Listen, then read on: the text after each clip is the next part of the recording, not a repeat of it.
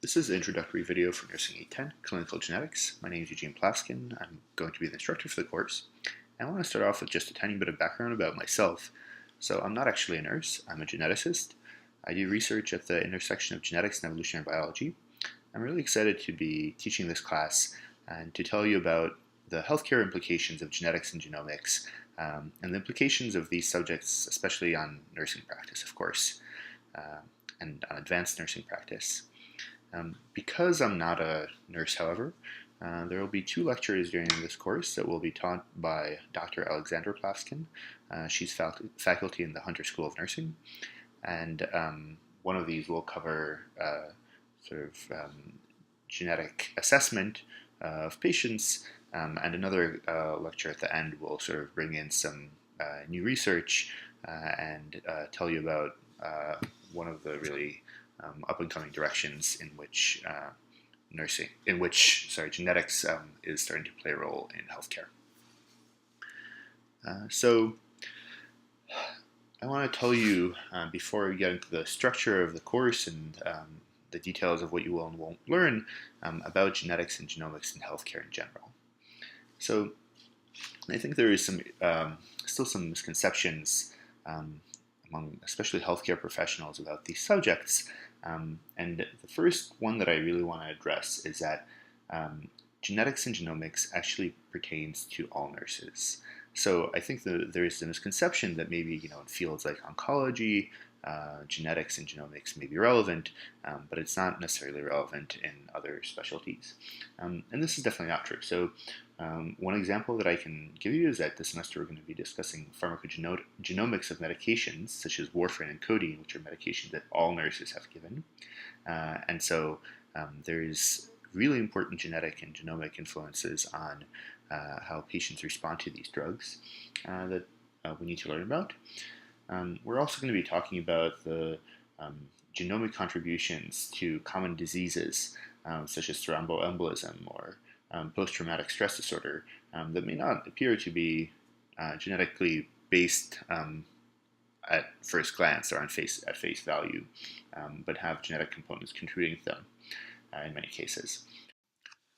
So while it's true that genetics and genomics play a key role in oncology and in fields like obstetrics, where, for example, they're really important for newborn screening, as you'll see throughout this course, they're also critical in all other areas as well. The other thing that I really want to address is this misconception that genetics and genomics are a technology of the future. So this is very much not true. So genetic and genomic testing is very much here today in a healthcare setting. So for example, there's tests that are routinely done on patients that have a genetic or genomic basis that affect diagnosis, treatment, screening, and not only disease management, but maintaining and promoting health. In addition, as we're going to talk about in the class, there's now direct-to-consumer available genetic testing, which many of your patients will have probably gone through and may have questions about, which essentially put information about genetics and genomics, for better or for worse, in the hands of patients without sort of an intervening healthcare professional. And so that's another really important aspect that we have to think about. And finally, there is a related point to this misconception that genetics and genomics are sort of technologies, of the future, which is that in addition to these, complicated, in many cases expensive genetic tests that we're going to be discussing in this course, there's another tool which has been around for a very long time, which is family history taking, which has a really critical role in genetic and genomic care. And as you're going to see for many diseases, family history taking is probably, at least in some cases, even more informative than actual genetic testing by genotyping. And it actually is one of the key roles of nurses in the clinic. And so, as you can see, there's sort of these tools, so both at like the high end of the technological spectrum and at the low end, like family history taking, which are very much in play today. And so these are really critical fields for nurses to be aware of. So We're going to go through some of the roles and responsibilities for nurses with especially nurses with graduate degrees. I should say that this list is not exhaustive, so I want to highlight a few key responsibilities, but you're going to have a reading assigned for the first week of the class, in which you're going to read a much more comprehensive list of essential competencies for nurses with graduate degrees. So as a nurse, you have to understand the basic biology of inheritance, and we're going to be talking a lot about this, especially in the first couple of lectures of the class. You have to understand the intersection between genetic and environmental factors and how they contribute to disease. So as you'll see, in many cases, diseases are not simply, genetic or not genetic. There is these factors interacting, and it's very important to understand this process.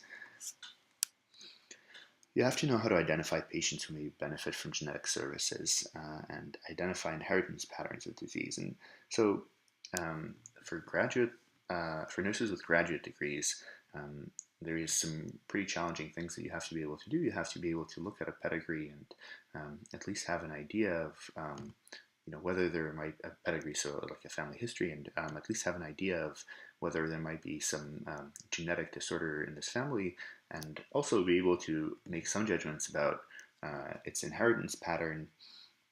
And so we're going to cover that in the class and go through some examples. But I also want to remind you that there's genetic counselors and genetic services available for patients who may suffer from genetic disorders. And one of your key roles is really identifying these patients and referring them to these genetic counselors. And so related to that is collaborating with the interprofessional care team. So of course, nurses with graduate degrees have a lot of responsibility in terms of patient care, but please also remember that there is specialists in genetics who see specifically patients with certain disorders or at risk for certain disorders. And so while you have to understand the background and be able to identify genetic disorders and counsel patients about them, you also have to really know when to pass these patients on to genetic specialists. You have to be able to understand and explain the results of genetic testing, and this is something we're going to be covering in this class. So it's, of course, not enough to just understand what a genetic test says. You also have to be able to explain that to a patient. And a really important one, and this is related to sort of the ethical issues that we're going to be exploring in this course, is advocacy. So nurses have to help patients get access to services and also to understand their rights. And as you're going to see, this is a complicated aspect of care when it comes to genetics and genomics specifically. But it is absolutely part of your responsibility as a nurse. You have to understand current genetic and genomic research, and as graduate level nurses, so either as NPs or especially as DNPs, because we have a mixed class here, both NPs and DNPs, you have to understand this research, and you have to be able to collaborate with translational researchers who are often in the clinic working with actual patients to sort of understand the genetic basis of a specific disorder or specific disease. And finally, you have to know where to find current information on genetics and genomics, and this is really key. So genetics and genomics is a very quickly evolving field. New studies are coming out literally every day, and part of this class is, giving you a foundation in genetics and genomics, but we're not going to be able to cover every disease, and for sure we're not going to be able to cover research that's going to be coming out in the future. So I hope to give you both a scaffold and resources which you can use to find current information on these subjects. So I just want to go through the scope and limitations of this class. So this class is going to introduce the basic biology of inheritance and genetic disorders. That's a really key thing that I think I can do. It will teach you to recognize and interpret signs of genetic disorders based on family history. We're going to go through that starting with probably the second lecture. We're going to be discussing different forms of genetic testing, including how to interpret them, and some information on how to counsel patients about the results.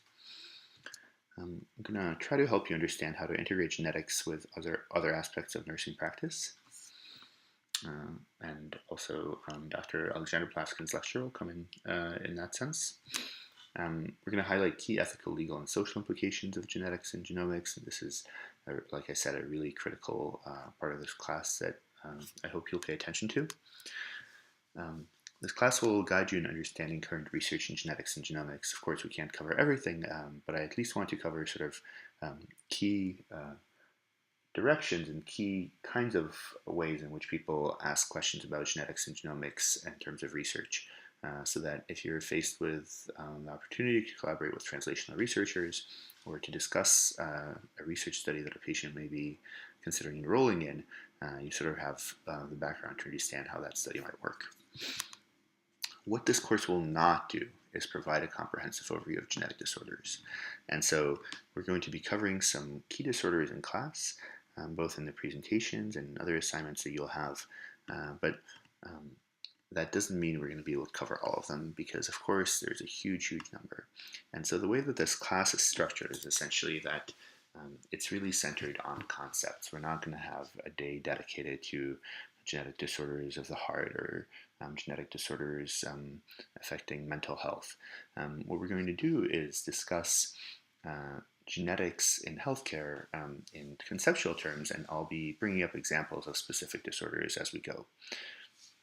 What I'm hoping that this will allow you to do is, as I said before, to just have this sort of framework in which when you learn about a specific disorder that might affect patients in the specialty that you happen to be working in, you have sort of a place in your mind where you can fit that into to try to understand more information about it. But of course, there's no way that we can cover everything in this class in terms of all the genetic disorders that are known now. And anyways, more are being discovered and more links between genetics and health are being discovered all the time.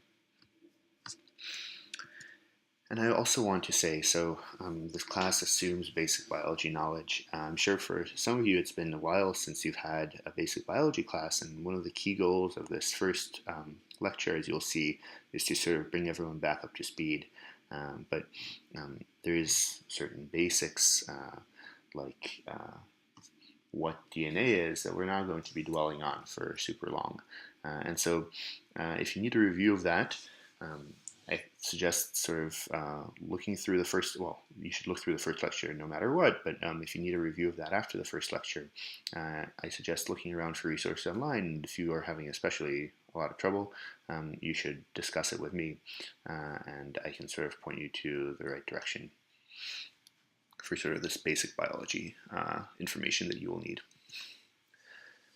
So finally, I want to get into the course structure. So the course, as you know, is a hybrid online and in-person. There are 4 in-person days, and these will include, I think, 3 in-person lectures and 1 day of in-person presentations.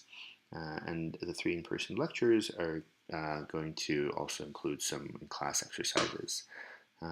So the structure of the class is essentially, it's based around lectures, and these lectures will be either videos recorded online, and for those I'll be also posting PowerPoints, or lectures in class, which will involve a lot of practice examples for specific concepts that I think are more useful rather than just hearing me talk about them if you try them out on your own. For some classes, although not all of them, I'll be posting required readings. This is the case for class number 1, for example. And finally, some of the course days, you're going to be seeing that there are case studies from G3C, which is a really fantastic resource developed by, I think, the National Institutes of Health. And so I'll be posting information when I first post the first case study. This is sort of towards the end of the lectures, where I'll be telling you what I think the best approach is for going through these case studies, because I think that these are things that you can either get a lot out of, or if you don't go through them the right way, they're not very useful. So in terms of evaluation, you can find all the detailed information on the syllabus, but there will be discussion posts, so these will be posted online, and you're going to be posting something as well as responding to posts by your classmates. And I ask that you, for each discussion post, please respond to at least 2 or 3 classmates' posts to get full credit for the assignment. There's going to be a written assignment, and I'll be posting on the course information sort of a guide to what you should and shouldn't do in a written assignment, in case it's been a while since anyone's written something up for school. So I don't know, I don't think that will be necessarily a problem in the NP level class, but just in case, I really recommend that before you start the written assignment, you go through these guidelines and make sure that everyone's on the same page with what's expected. There's going to be an in-class presentation that is going to be including a write-up. So the presentation is going to be a group presentation, but the write-ups will be individual write-ups. That will be due prior to the presentation. And of course, there's going to be exams, and these exams will be open book and online, but that also means that I sort of have the freedom to ask you more conceptual questions, which may not be found on a specific slide of the presentations from earlier classes. So I want to just end with telling you about student resources that you guys will have, and also the requirements. So one of the problems with running an online class is that it's sort of hard to keep track of whether people are really understanding things and whether everyone's on the same page.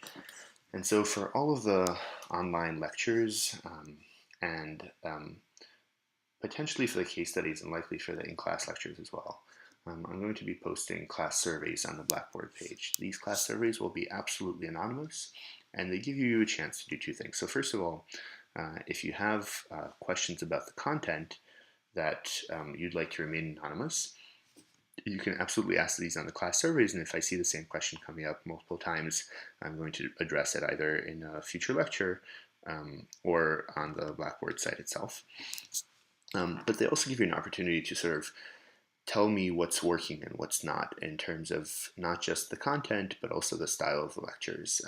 I know that, so I've taught genetics before in sort of various contexts, including for nursing students, but I think teaching genetics at the DNP level is sort of a little bit different, and I would really like to get your feedback as the class is going on, so that I'm able to sort of fix things as we go and improve the class as it's going, rather than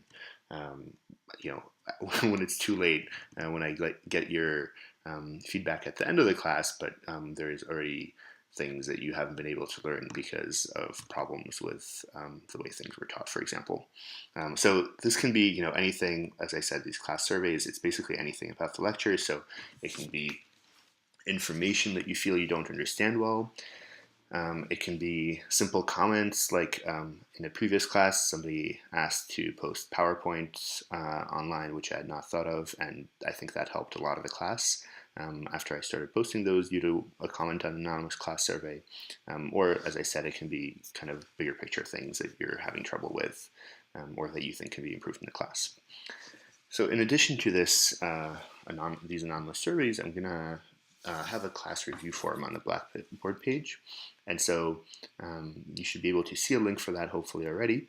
And right now there's nothing in there, but this is going to be a place where, so first of all, if anyone or if multiple people start asking the same questions on the anonymous class surveys, I'll be posting answers or at least discussion of that on the course review forum. But also this is a place where anyone can post, so anyone can start a thread. If you would like, you can post anonymously. You can also post not anonymously on it. You can ask any kind of question that you'd like. If you see a question that a classmate asked that you feel like you can answer, you can also answer these questions. And one of the really great things about doing that is that I'm going to be looking through these forums and sort of answering any unanswered questions along the way. And any answers that people in the class have written, I'm going to be reading through as well. So it's a great way to test whether you really understand something. If you don't, of course, I'll post a clarification, and if you do, I'll say so as well. So this is another way that the students in the class can sort of get information, ask questions as we go, rather than sort of try to figure things out on their own that they don't understand from the online lectures. And of course, you can always ask me questions in class, but because the classes are sort of not evenly distributed throughout the class, the in-person classes, I think these are really great tools for you to be able to give me feedback and also ask questions as we go along. So student requirements. You have to have internet access for obvious reasons, and the internet access, especially for exams, has to be really consistent, because for exams you're going to have a set amount of time, and once you start the exam that timer will tick no matter what, even if you get kicked offline, and there's nothing you can really do about it if that happens. So make sure that when you're taking exams you have really great internet access. If you don't have that at home, go to a library for the course of the exam. I really want to stress this, so please make sure that the Blackboard site has your correct email. I'll try to mostly post things via announcements or in discussion boards, but there's definitely times when I may need to email either you personally or the entire class about something that is really important. So if you're not sure whether the Blackboard site has your correct email, you can click on your name in the upper right corner. And there is a link to settings, and I think there's a personal information link or something like that where you can edit, or you can check at least what email is there. If the email that they have is incorrect, or if it's one that you don't check anymore, you can contact Blackboard. I should say that I currently have this problem, so the email that's on Blackboard is not my Hunter email. My Hunter email can be found on the syllabus, but also if you click the email link through Blackboard, I will actually get that email for now, and I'll be fixing that problem for myself in the next week or two. So please do this as well if you're having a similar issue. I really suggest that you check the syllabus on Blackboard. So this is daily. Of course, you don't have to check it daily, but check it on a very regular basis, a few times a week, because I'll be posting material for example, reading material for the lecture of the following week. That might be posted on a specific day that you should know about. You should review all of the required videos and complete all of the online modules. So for example, discussion posts. I also want to say something about attendance. So there is only one day when you do the presentations when attendance is absolutely required. So you have to be at the at your group's presentation on the presentation day. In the other classes, I will not be taking attendance, but I really recommend that you go to them, because like I said, we're going to be going through examples in class that I think will be really useful for understanding the materials. And although I'm going to make every effort to post any PowerPoints that I'm going to be using in class on the Blackboard site, any additional information, so for example, things that I go through on the board, things that people ask and we start discussing together will not be on the Blackboard site, and they are absolutely fair game for exams, for example. So again, I really recommend that you go to the in-person classes. So that about wraps it up. I'm really excited about teaching this class, and I hope all of you enjoy the content. The material for week 1 will be posted either Tuesday of this week or at the latest Wednesday morning, and I'll hopefully meet all of you the following week in our first in-person class. Thank you.